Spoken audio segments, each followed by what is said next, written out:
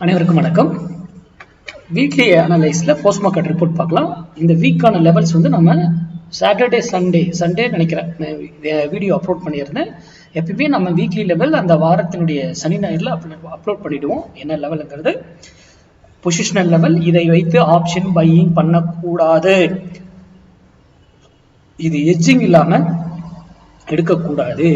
எடுக்கலாம் direction trade, ஆனா risk அதிகங்கிறதுனால edging எடுத்துக்கணும். ஏன் அப்படின்னா இதோடைய ஸ்டாப் லாஸ் பாருங்க, பை நியர் 24,108, செல் நியர் 24,608. ஆனா ஸ்டாப் லாஸ் 100 பாயிண்ட்ஸ் வருது நியர், கரெக்டுங்களா? இப்ப 100 புள்ளிகள் லாஸ் கொடுத்து ஒரு ட்ரேடு எடுத்தோம்னா நம்மளுடைய மினிமம் ப்ராஃபிட்டும் 100 பாயிண்ட் தான், 1:1, கரெக்டுங்களா? அப்போ அவ்வளவு பெரிய stop loss day candle closing பேஸ்ல நம்ம ஸ்டாப் லாஸ் வைக்கிறோம். ஆனா அதை நம்ம பயன்படுத்தக்கூடாது. ஏன்னா டே கேண்டில் வந்து இந்த 92 கீழே பெருசா கொண்டு போய் வைக்கலாம், கரெக்டுங்களா? அப்போ பெரிய லாஸ் ஏற்படும். அப்போ எட்ஜிங் எடுத்துக்கணும். எட்ஜிங் எடுக்கிறது எப்போ? நமக்கு மினிமம் டார்கெட் 100 பாயிண்ட் சொல்லணும். அப்போ எட்ஜிங் எடுக்கும் பொழுது அந்த 100 பாயிண்ட்ல எவ்வளவு சின்ன பிரீமியத்தை ஒன்று வாங்கி எட்ஜிங் எடுத்து மீதி இருக்க ஒரு 60-70% ப்ராஃபிட் எடுத்துக்கலாம். நான் வந்து மினிமம் ப்ராஃபிட் தான் 100 பாயிண்ட் உறுதியாக கிடைச்சிடும் நிஃப்டி. எப்பவுமே எல்லா வாரமும் நம்ம சொல்லிட்டு தரோம். என்ன நடந்திருக்குன்னு பாருங்க. இன்னைக்கு பிரைஸ் ரேஞ்ச் பாருங்க. இந்த வாரம் எக்ஸாக்டா என்னங்க, நம்ம புள்ளி 108ல வந்துதான் மார்க்கெட் என்ன பண்றாங்க, திருப்பி எங்க போறாங்க பாத்தீங்களா? அன்னைக்கே 100 பாயிண்ட் கொடுத்துட்டாரு நேத்து. ஆனா இங்க பாத்தீங்களா எவ்வளவு பாயிண்ட் போயிருக்காங்க? 457 புள்ளிகள்.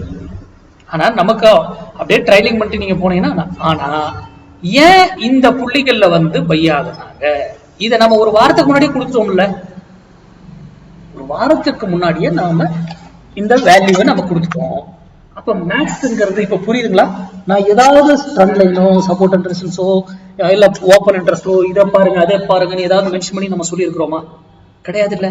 அப்ப எவ்வளவு பர்ஃபெக்டா நம்ம புள்ளியில வந்து ஏன் மார்க்கெட் திருப்பணும், ஏன் திருப்புறாங்க மார்க்கெட்டை?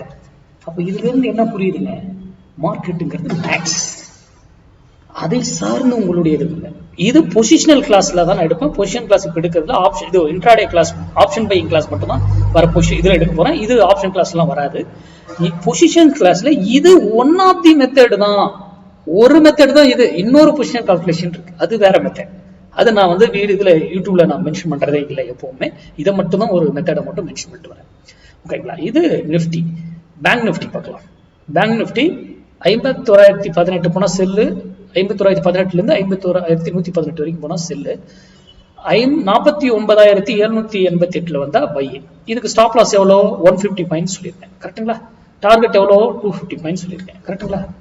எங்க வந்து என்ன பண்றாங்கன்னு பாருங்க. இங்க வந்துட்டு தான் மார்க்கெட் திருப்பி கொண்டு போறாங்க, கரெக்டுங்களா? அப்ப ஏன் இது இங்க பாருங்க, இவ்வளவு இறங்கியும் கடைசியில எங்க வந்து திரும்புறாங்க? ஏன்? இந்த கேள்விகள் உங்க மனதில் எழுணும். அப்போ உங்களுடைய சிந்தனையை நீங்க மாத்தணும். ஓப்பன் இன்ட்ரெஸ்ட், பிரைஸ் ஆக்ஷனு, அப்புறம் இண்டிகேட்டர், பேட்டர்னு, மூவிங் எல்லாம் பார்த்து என்ன இங்க என்ன சொல்லுது, மார்க்கெட் எங்க போனாலும் என்ன புள்ளிகள்ல மேக்ஸ் கணக்கின் அடிப்படையில மட்டுமே ஏன் இயங்குது அப்படிங்கறத சிந்தித்து வர்த்தகம் பண்ணுங்க. நன்றி, வணக்கம், வாழ்க்கை வளமுடன். அடுத்த வார லெவல் சாட்டர்டே சண்டேல அப்டேட் பண்றேன்.